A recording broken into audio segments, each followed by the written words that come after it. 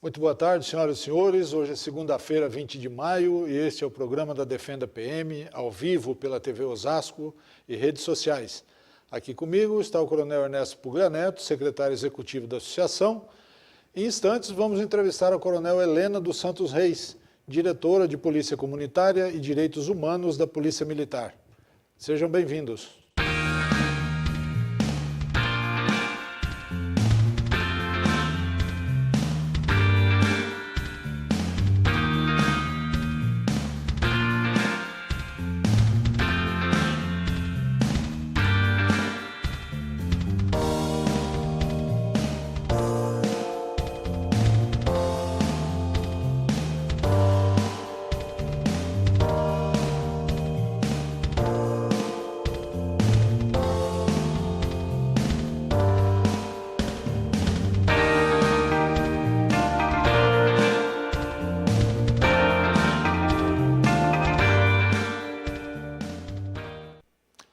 Faça a sua inscrição para participar do 17º ENEM, Encontro Nacional de Entidades de Oficiais Militares Estaduais. Será aqui em São Paulo nos dias 25 e 26 de julho. Defenda PM e a UMESP estão organizando o evento. Inscreva-se pelo site www.fenem.org.br. Já está confirmada a participação do Coronel Araújo Gomes, comandante-geral da Polícia Militar de Santa Catarina e presidente do CNCG, o Conselho Nacional de Comandantes Gerais. E ainda há tempo para você se inscrever no primeiro curso de assessoria parlamentar que a Defenda PM e a UMESP estão organizando em São Paulo, com conteúdo da FENEM. O curso começará no dia 3 de junho, com abertura na Assembleia Legislativa, e irá até o dia 7. Envie solicitação de inscrição pelo e-mail contato@defendapm.org.br. A Defenda PM cumprimenta a Coronel Flávia de Paula dos Santos, que assumiu o comando de policiamento ambiental. Ela é a primeira mulher a ocupar esta posição.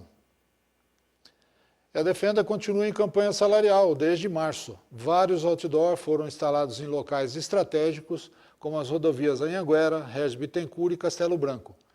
Outros cartazes serão instalados nos próximos dias. O objetivo da Defenda é cobrar a promessa do governador João Dória de reajustar os salários da Polícia Militar no começo do seu mandato. Vou pedir um comentário do Coronel Ernesto sobre os outdoor. Boa tarde, Silvio. Boa tarde, Coronel Helena. Boa tarde a você que nos assiste pela TV Osasco e também nos acompanha pelas redes sociais. Como eu sempre faço, na presença de um oficial da ativa da Polícia Militar aqui no programa, eu não vou comentar. A Defenda, ela propugna pela hierarquia e pela disciplina, ou seja, nós atentamos para o fiel cumprimento das nossas legislações. Eu não vou constranger o nosso oficial convidado aqui com um comentário desse tipo. Então, em respeito a você, Coronel Helena, e a todos os coronéis, oficiais e praças que passaram por aqui já nessa situação, eu deixo de fazer meu comentário, Silvio, e só digo para o nosso governador que estamos de olho, precisamos acompanhar. Muito bem. Vamos para a entrevista da semana. Nossa convidada é a Coronel Helena dos Santos Reis, atual diretora de Polícia Comunitária e Direitos Humanos da Polícia Militar. A Coronel Helena começou a carreira na PM em 1989. Ela possui mestrado e doutorado em Ciências Policiais e Ordem Pública e também é formada em Direito. Ela já foi chefe da 3ª Seção do Estado-Maior da Polícia Militar, comandante da Escola Superior de Sargentos, comandante do Policiamento do Interior em São José do Rio Preto e secretária-chefe da Casa Militar e coordenadora estadual de Defesa Civil. Coronel Helena, muito obrigado pela sua participação, por ter atendido o nosso convite. Seja muito bem-vinda. Eu que agradeço por essa oportunidade de falar um pouco sobre as nossas atividades, as ações dentro da polícia. Tivemos várias evoluções e nós, dentro da instituição, ao longo do desenvolvimento da própria instituição, fomos ascendendo e tendo a oportunidade de estar em diversos cargos, em diversas funções. Esse desenvolvimento foi um pouco lento, porque apenas no ano de 2011 foi que aconteceu a junção de todos os quadros dentro da Polícia Militar, o que de fato proporcionou que a mulher ela pudesse estar presente em todas as atividades policiais sem nenhuma distinção, inclusive sem aquela limitação de vagas para o ingresso, que antes de 2011 a mulher ela ingressava apenas quando haviam concursos específicos, e isso mudou.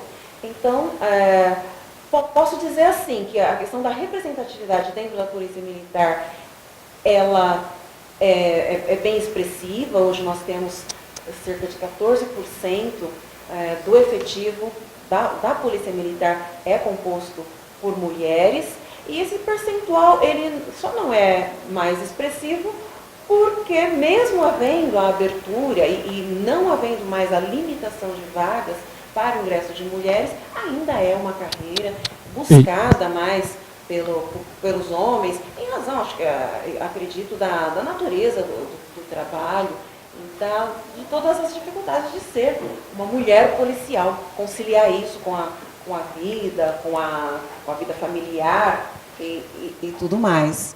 Mas eu tenho eu acredito muito que nós temos um cenário muito favorável à mulher dentro da instituição. Ao longo da sua carreira, você já teve problemas para realizar alguma atividade dentro da polícia por ser mulher? Não discriminação, mas houve sentiu alguma dificuldade, alguma coisa assim? Essa tarefa eu não consigo fazer? Não, essa questão da capacidade, da habilidade, eu nunca tive problema. O que acontecia no passado era uma limitação de funções mesmo. Quando nós nos graduamos e nos formamos em 1992, por exemplo, havia aquelas que gostariam de ter ingressado em atividades como cavalaria, bombeiros, e naquela época isso não era possível. Situações que, ao longo da história, como eu mencionei, foram sendo... houve uma abertura, e hoje nós podemos, então, estar em todas essas atividades. Então, como pioneiro, uma das dificuldades é justamente essa, é você abrir caminhos para as próximas gerações, coisa que fizemos, fomos bem-sucedidos nisso, não apenas nós que fizemos o Barro Branco, mas as 13 mais valentes também, que ingressaram em 1955, todas tiveram aí uma atitude, uma postura muito bonita, que nos trouxe aos dias atuais, com essa possibilidade de estarmos em todas as funções dentro da instituição. Só para deixar bem claro, você que nos assiste, hoje nós temos mulheres pilotando helicópteros, nós temos mulheres no regimento de cavalaria, nós temos mulheres em todas as unidades de choque, então nós temos mulheres no bombeiro, muitas mulheres em todas as atividades de bombeiro.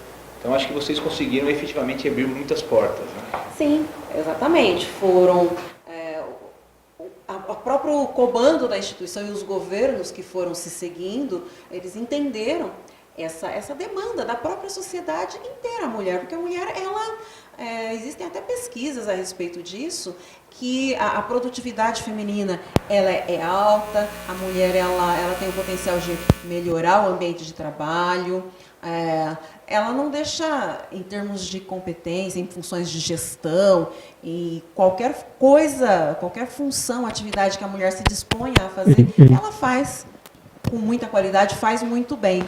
Então, a sociedade e a instituição e os governos entenderam tudo isso, e daí nós temos o quadro atual.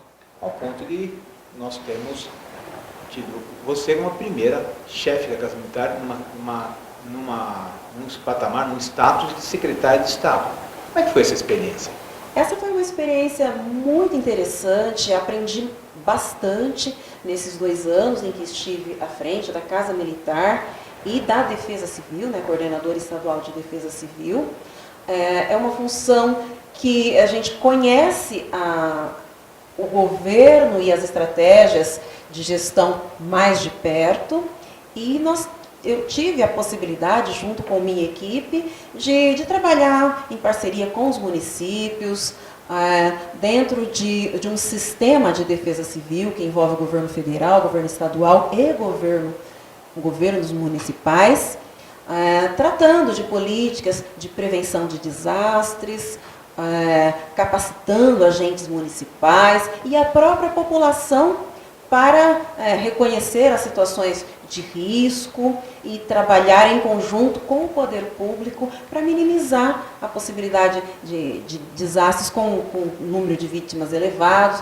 Então, um trabalho muito interessante, muito importante dentro do Estado de São Paulo e que nós podemos acrescentar com a nossa experiência dentro da Polícia Militar também algumas medidas de grande valor dentro dessa questão da prevenção.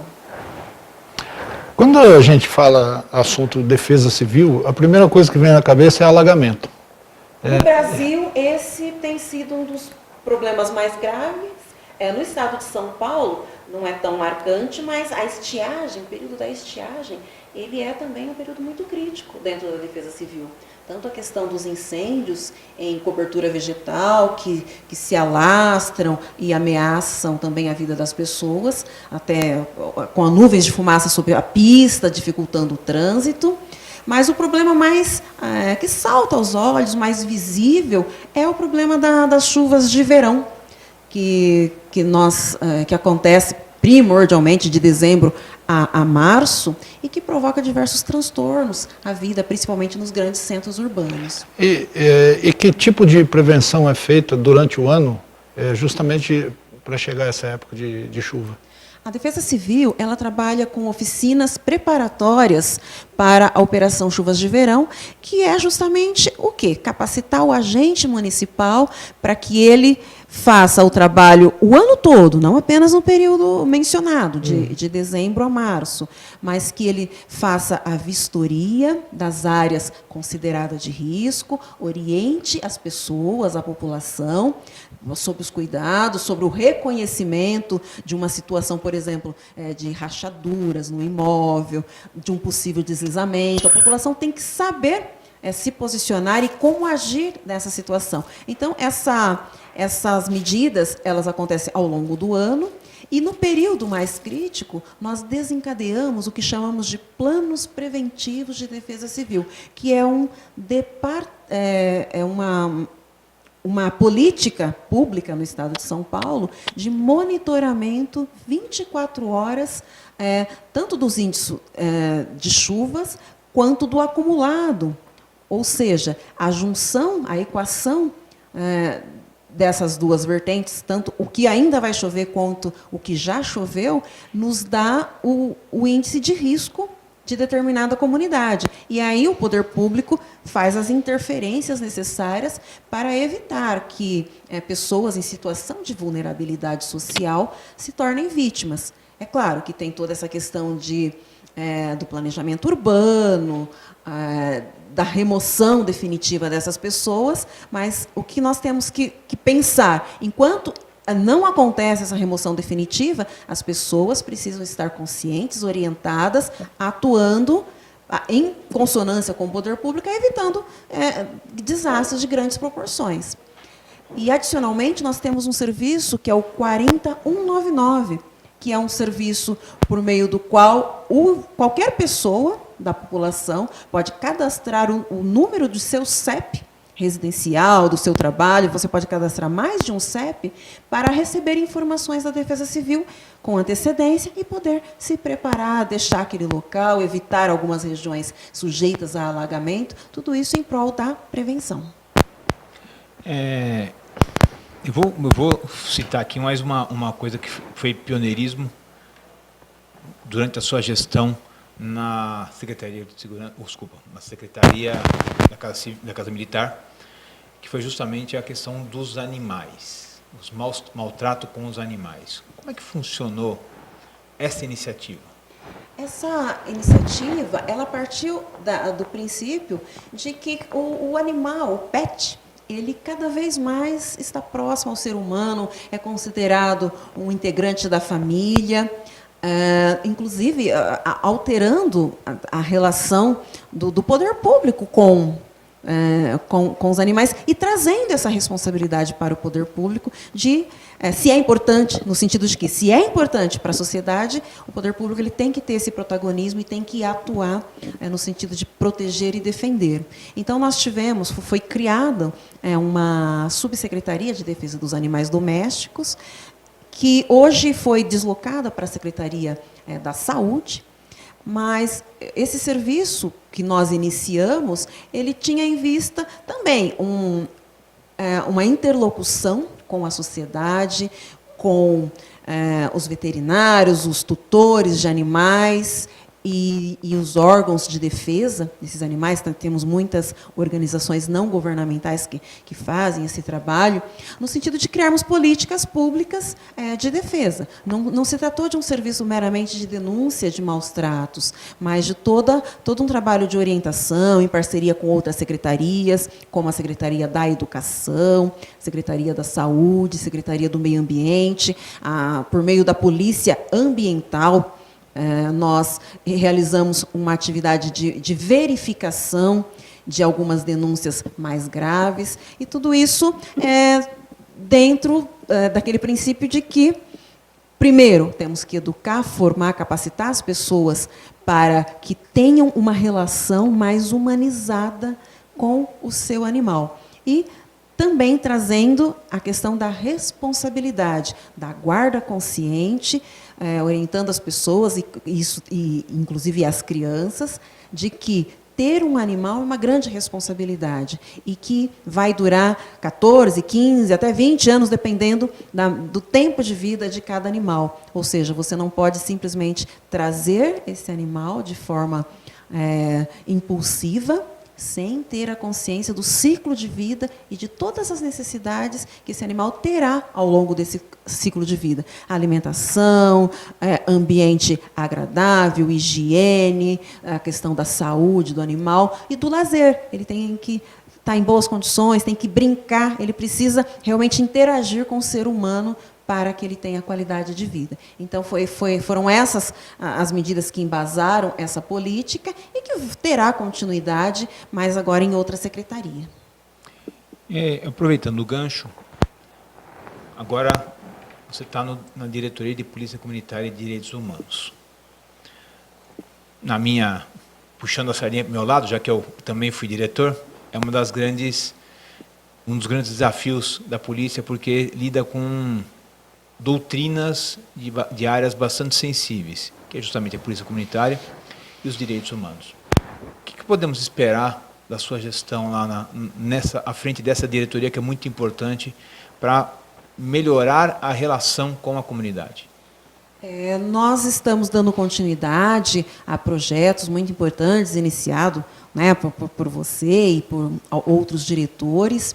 E estamos também buscando uma maior interlocução com os grupos historicamente vulneráveis, né, negros, indígenas, grupos de defesa da mulher. A gente está buscando uma aproximação e a construção de medidas conjuntas para que a gente, de fato, chegue na ponta da linha, que todo policial militar esteja consciente da sua responsabilidade como promotor de direitos humanos e como integrante de uma instituição que tem por filosofia a polícia comunitária e os direitos humanos. E isso a gente está fazendo por meio da capacitação, que já são cursos correntes dentro da instituição, curso de promotor de direitos humanos, curso de polícia comunitária, graduando muitos policiais no estado de São Paulo que vão atuar como multiplicadores dessas duas vertentes. E, paralelamente, envolvendo também a sociedade civil nos nossos seminários. Vamos realizar 2 seminários, um de polícia comunitária e um de direitos humanos, ao longo desse ano, trazendo esses grupos de interesses, representantes da sociedade, para debater conosco a estruturação de políticas públicas que atenda a população em situação de vulnerabilidade social. E temos projetos também inéditos que visam o combate à violência doméstica, à violência intrafamiliar, estamos trabalhando em medidas mais efetivas nessas duas áreas que têm ganhado o noticiário, e assim, um número de casos que afeta todos nós. Quando uma mulher é agredida, toda a sociedade ela é agredida, e cabe à Polícia Militar, como dentro de um cenário muito maior, porque isso não é só uma questão de segurança, é uma questão de educação, de formação básica do ser humano, mas em parceria com outras instituições, estamos buscando, então, trabalhar em todas essas vertentes. O feminicídio hoje é um dos grandes problemas que a gente enxerga na área de segurança pública. Talvez seja o crime que tem maior repercussão atualmente, pelo aumento que tem das notícias, não só do feminicídio, o resultado morte, mas também as agressões. Tem algum projeto sendo realizado nessa área especificamente? É uma das questões que a gente, nessa interlocução com os grupos, a gente capta, é a necessidade de um atendimento mais especializado para o acolhimento da mulher em situação de violência doméstica, para que ela realmente tenha condições de encaminhar esse problema numa fase ainda menor, porque nós temos o que nós chamamos de espiral da violência. Às vezes, aquela queixa inicial da ocorrência, que não é dado o devido crédito, ela vai evoluir para uma situação de agressão e até morte. Então, o nosso objetivo é, internamente, melhorar o trato, a capacitação do policial militar para lidar com essas questões e, ao mesmo tempo, um trabalho de prevenção por meio de palestras, em todas as interações que nós tivermos com a comunidade. Nós temos vários projetos comunitários, como o programa Vizinhança Solidária, que tem crescido muito, os conselhos comunitários de segurança, que já existem desde a década de 90, mas que estão até hoje fazendo um trabalho importante. Dentro da própria filosofia de polícia comunitária, nós temos as reuniões comunitárias, as visitas comunitárias. Então, são várias ferramentas que nós já utilizamos dentro da polícia comunitária e que agora nós vamos agregar essa questão dessas informações à mulher. A mulher ela precisa sentir que o seu problema vai ser acolhido pelo poder público e vai ser encaminhado. Essa que é a dificuldade, porque como esse tipo de violência acontece intramuros, né, no âmbito íntimo, no âmbito doméstico, é muito difícil o poder público estar presente dentro desse lar para evitar. Mas a gente pode fazer isso por meio da educação, da formação de mulheres e homens. Né? Porque o homem ele é um elemento muito importante dentro dessa equação. Se você não orientar o homem de que algumas atitudes preconceituosas, machistas, podem ser consideradas violência psicológica, por exemplo, muitas pessoas não conseguem identificar isso nos seus relacionamentos interpessoais. Então, o nosso objetivo é trabalhar com essas informações em todas as interações nossas com a comunidade, para que mulheres, homens, de todas as idades, de todas as classes sociais, nos ajudem, tenham conhecimento da grandiosidade desse problema e ajude o poder público a combatê-lo. O Bolsonaro assinou recentemente um decreto, né, dando poder, né, ao delegado e até ao policial de estabelecer medidas protetivas à mulher. Isso melhora alguma coisa no que a senhora está falando ou não? Sim, a questão, por exemplo, nós temos hoje um período de 48 horas em que, a partir do conhecimento daquela situação, daquela violência sofrida pela mulher, até que esse fato chegue ao conhecimento de um juiz para que ele determine a medida protetiva, como o distanciamento do agressor do lar, né, ou da própria vítima. Então, nesse período, muitas coisas podem acontecer. Então, essa medida ela vem atender a um anseio de que antecipe-se essa providência de forma que a mulher ela tenha uma proteção adicional. Então, claro, ela vem a se somar nesse universo de conscientização que nós precisamos construir, né? É claro que o princípio de tudo é a educação, é a formação das pessoas, homens e mulheres, para a não violência. Mas toda medida que venha no sentido de dar suporte à mulher, ela é muito bem-vinda. E com relação à educação, quanto mais cedo, melhor, né? Exatamente. Eu acho que a educação básica ela tem um papel primordial, porque eu mencionei esse fato de que muitas situações não são reconhecidas pelas próprias pessoas envolvidas como sendo uma situação de violência. E a partir do momento que a criança ela tenha conhecimento disso, ela passa também a dizer, ela conta para uma professora, ela fala para a própria mãe, né?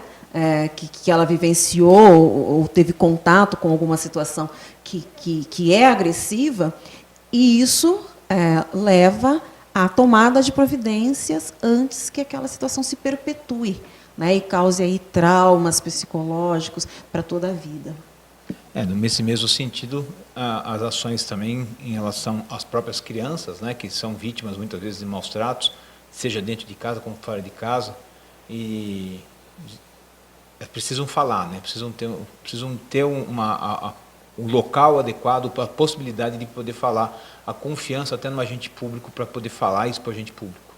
Exatamente. É muito necessário, é claro que a gente está falando da Polícia Militar, mas é necessário que todas as categorias profissionais, principalmente, você pega, por exemplo, o pessoal da saúde, a porta de entrada, às vezes, para essa questão da violência familiar, doméstica, ela é por meio da saúde. A pessoa não presta uma queixa, mas o agente de saúde, ele durante o atendimento, ele tem condições de vislumbrar aquela situação e também atuar no combate. A causa daquela lesão não foi um tombo na escada, né? Uhum. Exatamente, exatamente. Então, quanto mais se falar a respeito dessa modalidade de violência, mais pessoas preparadas para lidar, para encaminhar o problema, nós teremos. E isso tudo, essa soma de esforços, é o que eu acredito que vá, no futuro, esperamos que no futuro próximo, melhorar esses indicadores, que são muito tristes, né? que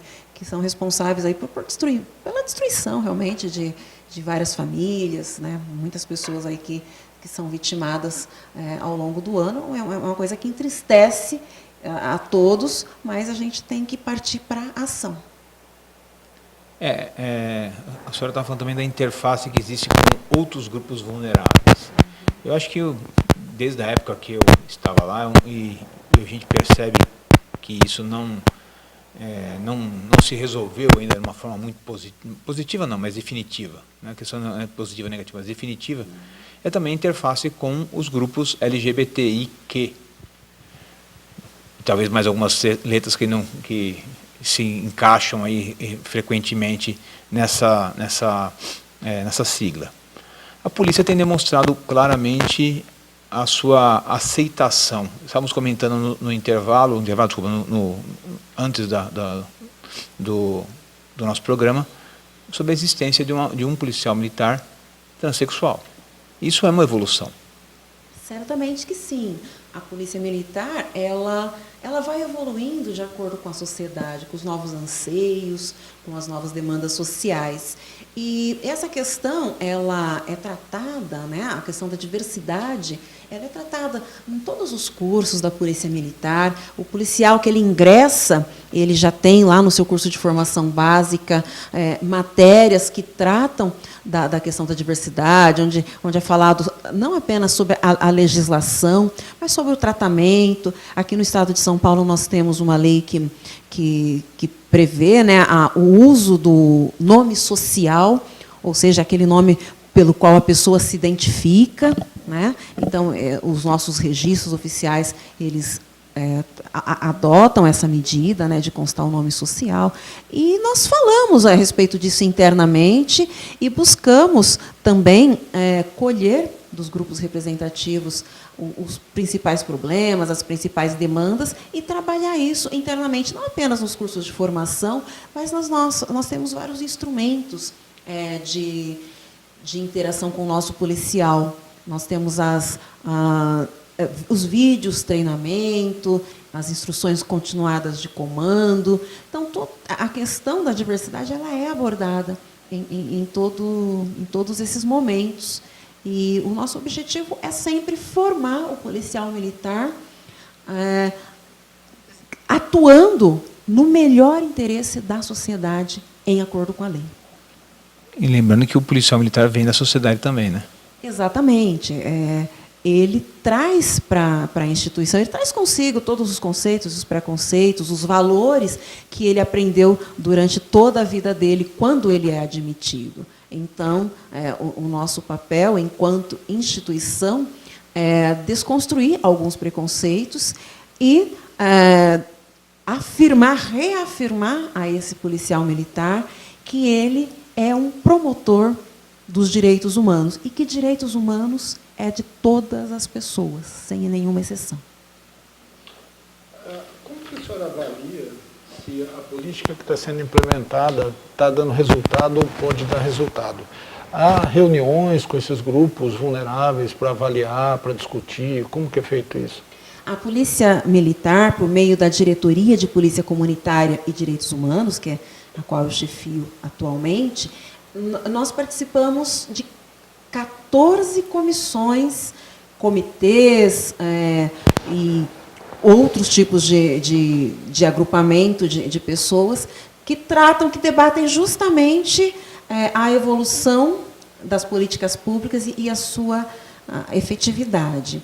Por exemplo, nós participamos do CONDEP, que é o Conselho de Direitos Humanos, participamos de comissão contra a violência contra a mulher, o próprio Unicef nos procurou recentemente também com o intuito de criar também um grupo para debater as questões da violência contra a criança, contra o adolescente. Então, o debate é constante. E assim, a cada evento que nós participamos, isso tudo, para nós, são oportunidades de melhoria. É a oportunidade de saber se realmente o currículo que nós aplicamos hoje para os nossos policiais, ele é o mais adequado, se as terminologias que estamos usando, elas são as mais modernas, as mais atuais, e nós acompanhamos os indicadores sociais, né, do próprio IBGE e as estatísticas e tudo mais, para verificar se aquilo que estamos fazendo realmente está sendo efetivo. Então, nós temos, sim, dentro do pilar da qualidade, a Polícia Militar hoje, o nosso sistema de gestão está estruturado em 3 pilares, que é Polícia Comunitária, Direitos Humanos e Gestão pela Qualidade. Dentro dessa questão da gestão pela qualidade, nós fazemos o acompanhamento de todas as nossas ações, todas as nossas atividades principais, todos os nossos processos, para verificar se, de fato, eles atingem aquilo a que se propõem. Eu perguntei isso porque esse pessoal de direitos humanos, eles não economizam na artilharia contra a polícia. Sempre a gente está vendo aí críticas pesadas. Tal, né? E vou voltar à questão. Quando a sua diretoria conversa sobre isso com esses grupos, conversa com representantes dos grupos. Não conversa diretamente com quem está lá fora desses grupos.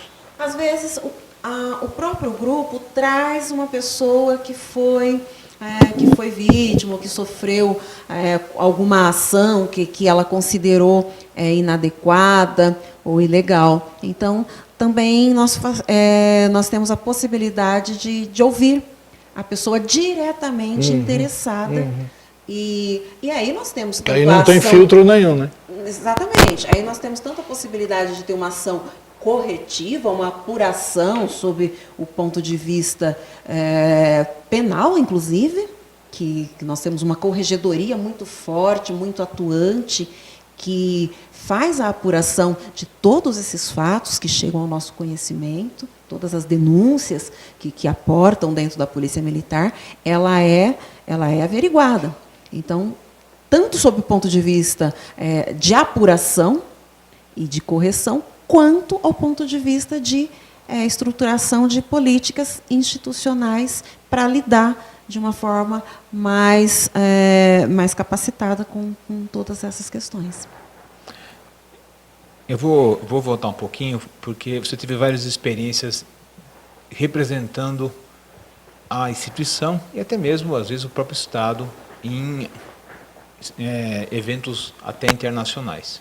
Um deles na Indonésia, salvo Sim, no engano. ano passado tivemos a oportunidade de apresentar, falar um pouquinho da Defesa Civil Nacional na Indonésia. Pode falar um pouquinho para nós dessa oportunidade, do que foi esse evento? Esse evento ele foi em setembro do ano passado, organizado por uma associação internacional, e esse capítulo foi destinado a países da Ásia e Pacífico, daquela região, em que nós tivemos a oportunidade de trocar experiências com outros países, como a própria Indonésia, Filipinas e alguns outros países. E eu apresentei esta política pública que eu mencionei anteriormente, os planos preventivos de defesa civil, e ouvi também deles algumas experiências. Apesar de que os problemas, às vezes, são muito particulares, como tsunamis na Indonésia, um vulcão de lama que eles têm lá, que já provocou bastante transtornos no passado, tem problemas que são comuns, como a necessidade de se desenvolver a liderança comunitária, a necessidade de envolver a comunidade de uma forma ampla na prevenção, envolver os demais poderes. Então, conhecer as estratégias que essas pessoas têm para desenvolver a aproximação com a comunidade é bem interessante. A gente eu trouxe exemplos positivos de coisas que a gente pode implementar aqui no Brasil, né? Então, sempre muito válido esse tipo de discussão e a participação nesse tipo de simpósio, seminário. E uma outra coisa também que me recordei agora é da implantação da mediação comunitária na área de Rio Preto, que hoje é um motivo de orgulho de toda a Polícia Militar. Inclusive, também faz parte de uma das áreas de controle que a diretoria faz dentro da polícia. Como é que foi essa experiência de falar sobre mediação, trazer mediação para dentro da polícia? Essa experiência, o embrião dela foi o projeto de pesquisa de mestrado, do meu mestrado profissional, iniciei em 2008 e concluí em 2009, que nós trouxemos a possibilidade de que o policial militar ele utilizasse as técnicas da mediação para dirimir conflitos sociais. E esse trabalho, então, ele evoluiu, principalmente com o advento da Lei da Mediação, que aconteceu em 2015, e o novo Código Civil, que prevê a mediação como instituto necessário dentro do direito civil para você mediar, resolver conflitos, principalmente conflitos familiares e aqueles conflitos que versam sobre direitos disponíveis, né? Aquele direito que o cidadão ele pode negociar livremente, né? Então, a Polícia Militar ela investiu nisso, nesses anos, iniciamos com a mediação extrajudicial e, com o advento dessa legislação, né, a Lei da Mediação e o novo Código Civil, houve o interesse do próprio Poder Judiciário em ter essa parceria com a Polícia Militar, instituindo os núcleos de mediação comunitário e os CEJUCs, que são Centros Judiciários de Cidadania. Hoje nós temos em Rio Preto e em Araçatuba. Em Araçatuba. Foi feita, então, uma parceria com o Tribunal de Justiça de São Paulo. É uma medida preconizada pelo Conselho Nacional de Justiça, já há vários anos, mas que teve todo esse crescimento com a legislação. E o que a gente vinha fazendo antes, de forma extrajudicial, provou-se assim, plenamente alinhado com a nova legislação. Então, hoje, nós temos a possibilidade de expandir esses núcleos de mediação comunitária, em parceria com o Poder Judiciário, fazendo as mediações judiciais. O que significa isso? Você leva, por exemplo, um problema de uma cobrança de dívida ou um acidente de trânsito sem vítimas, você já sai do nosso núcleo de mediação comunitária com um termo de acordo. O grupo pode, inclusive, entre as partes mesmo, pode ser arbitrada uma multa, no caso de não cumprimento desse acordo, e o Poder Judiciário vai homologar esse acordo, de forma que, caso não haja o cumprimento, você pode executar isso como um título judicial, título executivo judicial.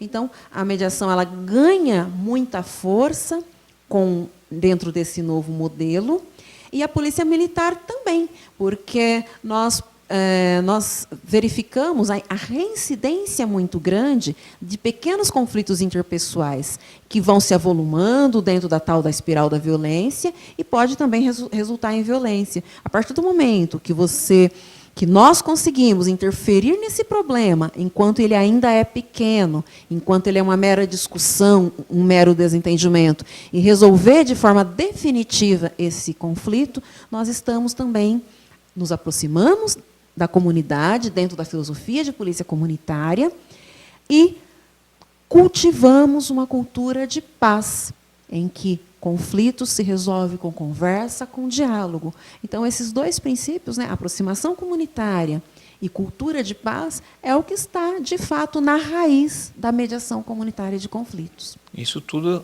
esvazia um pouco as delegacias de polícia e desonera um pouco também o policial civil de fazer, registrar isso no boletim de ocorrência, até mesmo dificilmente vai virar um inquérito. A gente sabe que pouquíssimos boletins de ocorrência viram inquérito, mas pelo menos tira um pouco desse trabalho que não vai levar a nada praticamente, vai ficar sendo avolumado e bobear, engavetado, tira um pouquinho dessa sensação de impunidade também, esse trabalho. Sim, a mediação de conflitos, inclusive, dentro do Plano Nacional de Direitos Humanos, ela é citada no eixo acesso à justiça. Porque hoje a legislação prevê que todas as pessoas terão uma resposta do judiciário em suas questões. Mas o que a gente percebe é que há uma sobrecarga. Às vezes, questões pequenas do dia a dia, como uma briga em razão ali das crianças que, jogando bola, quebraram uma vidraça, ou o cão que invadiu o quintal do outro, essas questões elas crescem e viram um problema judicial. E não há necessidade desse tipo de questão ter essa dimensão. Você pode resolver tudo isso através da mediação. Mesmo um acidente sem vítima, em que só o dano ao patrimônio, tudo isso pode ser tratado numa esfera extrajudicial e ser resolvida sem que aquelas partes continuem se desentendendo. Então, isso desonera, com certeza, o sistema de segurança pública como um todo, porque essa ocorrência ela não tem a necessidade de ser feito um boletim de ocorrência, de se empenhar o escrivão, ali naquele primeiro momento, numa atividade cartorária, e também não há interesse investigativo nesses casos, porque são situações já concretizadas e até encerradas. O que precisa realmente é que essas partes conversem e cheguem a algum acordo que resolva a questão entre eles. Então, é benéfico para todo o sistema, vai desonerando tanto a Polícia Civil quanto o Judiciário e, consequentemente, esses órgãos, consequentemente, podem se dedicar a causas mais graves. A apuração de causas mais graves é o julgamento de causas mais graves. Eu vou fazer uma perguntinha indiscreta. Quando a gente fala aqui de direitos humanos, que a senhora está conversando sobre isso até agora, sempre o seu foco está lá nas pessoas, na sociedade, de maneira geral. E os direitos humanos dos policiais militares? Quando eles são atacados, quando não são valorizados, quando são cerceados em seus direitos, isso está dentro do escopo de trabalho da sua diretoria ou não? De certa forma, sim, junto com a diretoria de pessoal. E, assim, a Polícia Militar como um todo, ela tem essa preocupação com o homem, com o homem policial, a mulher policial, que a instituição ela só existe em razão das pessoas que a compõem, né? Ela não é uma entidade etérea, né? As pessoas é que dão forma, dão cara, dão um rosto à instituição. Então, dentro da Polícia Militar, nós temos a preocupação de, primeiro, ter o tratamento humanitário do policial militar em todas as nossas, desde a formação, né? O policial, ele é o mais importante para a instituição, porque por meio do policial militar, da sua atuação, nós teremos a qualidade do nosso serviço, teremos todos os nossos processos, e um policial que tenha a sua cidadania, o seu direito reconhecido e tratado dentro da instituição, ele, com certeza, é um profissional melhor, com mais capacidade de interagir com a sociedade.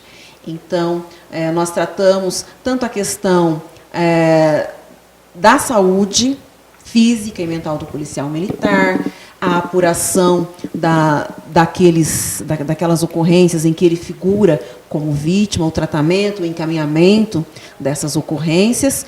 E, claro, né, sempre que possível, a gente faz uma defesa institucional também desse policial militar, no sentido de que ele é um técnico, ele agiu em razão do dever, ele é realmente a última fronteira entre a sociedade e o crime, e por isso ele merece toda a consideração, todo o respeito e toda a atenção, atendimento do poder público, quando ele figura como vítima, né? Claro que isso, às vezes a gente não encontra respaldo em todas as demais instituições, mas é uma busca constante da Polícia Militar, não apenas da diretoria, mas da polícia, do comando da Polícia Militar, nesse reconhecimento, né, dos direitos do policial militar. Uma forma de acolhimento também. Exatamente. Eu posso fazer uma observação? Porque você tocou num ponto bastante interessante, né? Isso não é de hoje. É bom que a gente deixe bem claro isso. Tem um texto que eu gosto muito, chamado Oração do Major Bá. Essa oração foi elaborada por um cidadão, um major do Exército Americano, em 1915. Ele era comandante de uma escola de formação nos Estados Unidos, e quando foi mandar os seus oficiais recém-formados para a Primeira Guerra Mundial, ele fez um discurso. Esse discurso foi publicado em jornal, depois foi replicado em várias obras, inclusive Napoleão Hill colocou numa das suas obras esse discurso completo. Ele tem um trecho aqui muito interessante. Ele se refere ao oficial, né? Ele estava formando o oficial, então ele estava se referindo ao oficial como cuidar, como tratar os seus subordinados. Ele diz o seguinte aqui, ó: o oficial insolente e prepotente é um covarde. É como se, amarrando o homem a uma árvore com as cordas da disciplina, o esbofeteasse na certeza de que não poderá reagir. A consideração, a cortesia e o respeito devido pelos oficiais aos seus soldados não são incompatíveis com a disciplina, mas parte de nossa disciplina.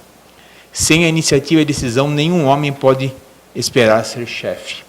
Então, eu uso esse texto, e eu fiz essa intervenção aqui, fui até buscar esse texto quando você fez a pergunta, porque isso não é uma coisa nossa, não é uma coisa de agora, não é uma coisa que começou com direitos humanos, não é, começou com a Constituição Federal de 1988, é uma coisa que está inerente à disciplina do policial ou à disciplina do militar.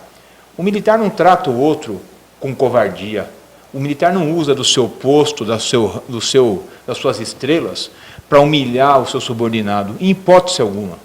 Quando um militar faz isso, ele não é militar, ele é covarde. Então nós não podemos usar, nós que somos coronéis, não podemos usar no nosso status hierárquico para humilhar o nosso subordinado. E isso é ensinado para os nossos policiais militares desde o momento que ele ingressa na polícia. Então, foi muito oportuna a sua pergunta e muito oportuno o esclarecimento que a Coronel Helena deu. Porque é algo que nós fazemos isso diariamente. Tentamos evitar que isso aconteça diariamente. Exatamente, porque o policial que não tiver esse sentido de que ele é um cidadão, como que ele vai aplicar princípios e vai ser um promotor de direitos humanos junto à sua comunidade? Eu acho perfeita essa colocação do Coronel Ernesto. Eu vou roubar um pouquinho do tempo aqui, fazer mais uma perguntinha para a senhora. se alguma vez a senhora foi, ou tem notícia de que uma mulher tenha sido, na PM, colocada à prova para ver se ela tem a mesma capacidade de um homem. Olha, todos nós, quando somos recrutas, o Ernesto vai se lembrar disso, assim, porque uma coisa é você ficar 4 anos nos bancos escolares, ou no caso do policial, do soldado, 1 ano. E quando a gente chega às nossas primeiras experiências profissionais, o oficial, isso é mais marcante, porque ele já sai com uma posição de liderança. Então, há sim algumas situações em que a gente percebe que há sim uma expectativa sobre como nós vamos reagir. E isso é inerente, eu acredito, ao policial mais antigo. Acho que o Ernesto também pode comentar isso. Mas não é só a mulher, não. E não é só em relação à mulher. A minha conclusão era justamente em relação a isso.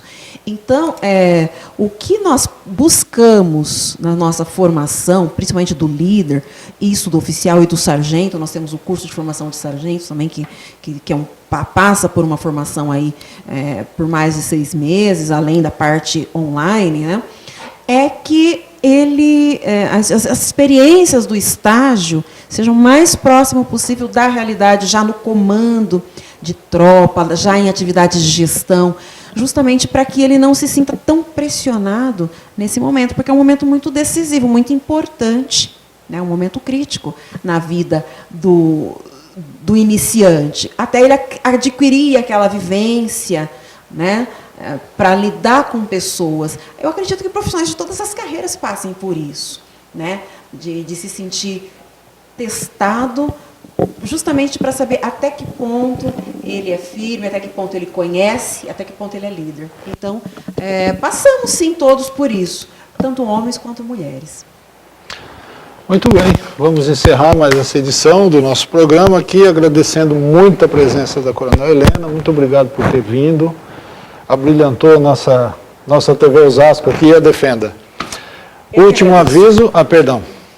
Pode continuar. Eu que agradeço por essa oportunidade. É sempre muito importante que a Polícia Militar ela se deixe conhecer por dentro, né? Eu uso muito essa expressão, porque muitas vezes a imagem que nós fazemos da instituição Polícia Militar é só o que é veiculado em razão de fatos negativos. Nós precisamos muito que a comunidade, que a sociedade saiba o quanto nós nos importamos com ela, né? E quanto que nós fazemos e nos preparamos para dar a melhor segurança que a nossa sociedade merece.